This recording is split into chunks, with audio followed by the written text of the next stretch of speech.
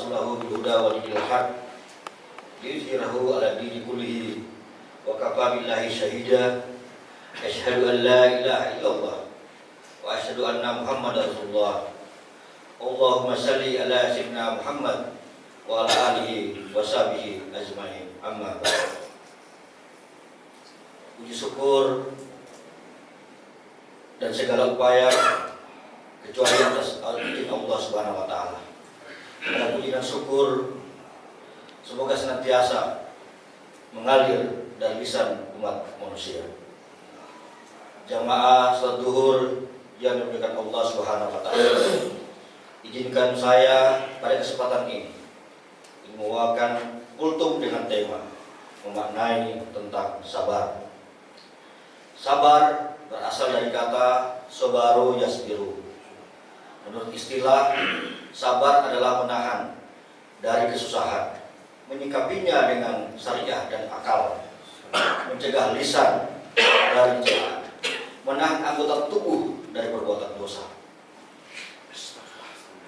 Sabar adalah ajaran yang banyak disinggung dalam ajaran Al-Quran dan Hadis. Dalam menurut Al-Quran, manusia senantiasa diarahkan untuk selalu berbuat sabar dalam menjalani kehidupannya. Sebagaimana firman Allah Subhanahu wa taala dalam Al-Quran surat Al-Baqarah ayat 153. Bismillahirrahmanirrahim. Ya ayyuhalladzina amanu ista'inu bisabri wassalah innallaha ma'as-sabirin. Yang artinya, hai orang-orang yang beriman, jadikanlah sabar dan sholat itu sebagai penolong. Sesungguhnya Allah beserta orang-orang yang sabar. Menyikapi makna firman Allah Subhanahu wa taala tersebut, Allah Subhanahu wa taala menjelaskan kepada orang-orang yang beriman bahwa Ia akan selalu bersama mereka yang menjadikan sabar dan sholat itu sebagai penolongnya. Allah Subhanahu wa taala juga menjanjikan kedudukan yang tinggi di surga bagi hamba-hambanya yang bersabar. Sebagaimana firman Allah Subhanahu wa taala dalam surat Al-Furqan ayat 75 yang artinya, maka mereka itulah orang-orang yang bersabar dengan mendapatkan kedudukan yang tinggi di surga dengan sebab kesabaran mereka. Hadirin jamaah salat zuhur yang dirahmati Allah Subhanahu wa taala.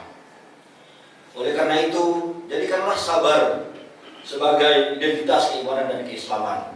Ajaklah kalbu untuk mendudukan keimanan, bahwa sesungguhnya sabar itu sebagai harga mati, sebagai kekuatan iman pada diri kita.